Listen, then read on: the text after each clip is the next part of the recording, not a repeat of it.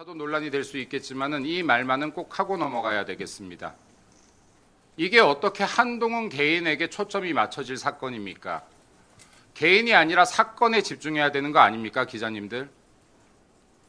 똑같은 행위를 한동훈이 아니라 저 김민수가 했다면 15개월 끌 수 있었겠습니까? 제 판단에는 윤리위 의결조차도 없이 제명됐을 것 같습니다. 제 옆에 있는 송원석 원내대표께서 똑같은 행위를 했다면 15개월 끌 수 있었겠습니까? 그 옆에 있는 장동혁 대표께서 당시에 똑같은 행위를 했다면 15개월 끌 수 있었겠습니까? 만약 오늘 이 결정이 잘못 난다면 앞으로 국민의힘에는 이 행위에 대해서는 죄를 묻지 않겠다는 것과 같습니다. 저 가족도 많은데요. 제 가족 다 동원해서 장동혁 대표 음해하고 송원석 원내대표 음해하고 여기 계신 의원님들 음해하고 107명의 국회의원 음해해도 놔두시겠습니까? 개인의 사건이 아닙니다. 사건에 집중하셔야 됩니다. 개인의 문제가 아닙니다. 사건에 집중하셔야 됩니다. 국민의힘이 누가 하느냐에 따라 그 처벌의 경위가 달라지고 처벌의 방식이 달라진다면 공당 맞습니까?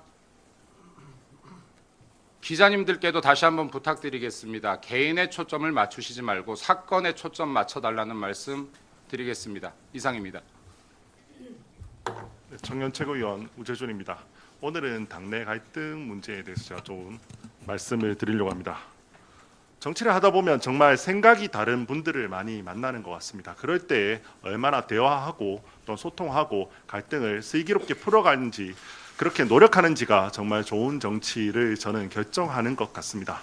어제 김건희 여사에 대한 판결이 있었습니다. 특검에서 별건 수사로 이렇게 기소한 부분을 제외하면 기존에 문제되던 부분, 민주당이 많이 문제 제기한 그런 부분들 대부분 무죄가 나왔습니다.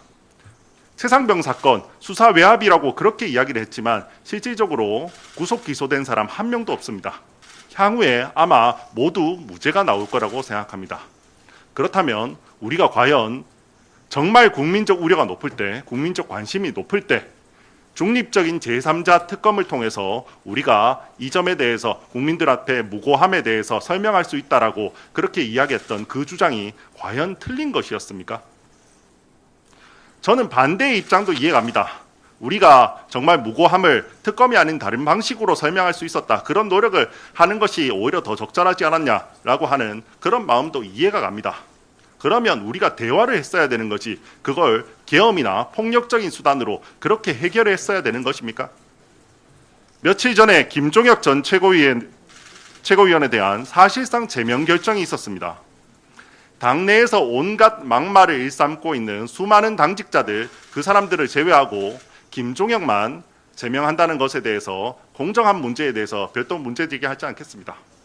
우리가 과연 갈등 해결을 위해서 최고위에서 어떤 노력을 했습니까? 김종혁 전 최고 불러서 한번 식사라도 하면서 이야기도 좀 들어보고 어떤 점에 대해서 불만인지 이야기도 들어보고 또는 우리 당을 위해서 함께 힘을 합치자고 그렇게 부탁할 수 있는 그 정도의 포용력도 없습니까? 우리 최고위는 그 정도의 포용력도 없습니까?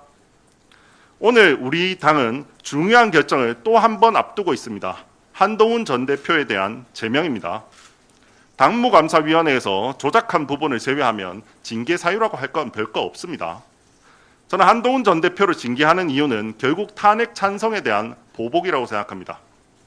우리 당에 탄핵을 반대한 분들도 많았고 저는 그런 말도 일리가 있다고 생각합니다. 그리고 그 마음도 이해가 갑니다. 근데 그렇다고 해서 우리 당이 지금 계엄에 대해서 사과하고 있는데 만약에 탄핵 찬성한 사람을 쫓아내면 국민들 시야에서는 우리 당이 어떻게 보이겠습니까? 이게 정말 지방선거에 도움이 되고 우리 당의 미래에 도움이 됩니까? 우리 당이 오늘 정말 또다시 잘못된 결정을 하지 않기를 간절히 바랍니다. 이상입니다.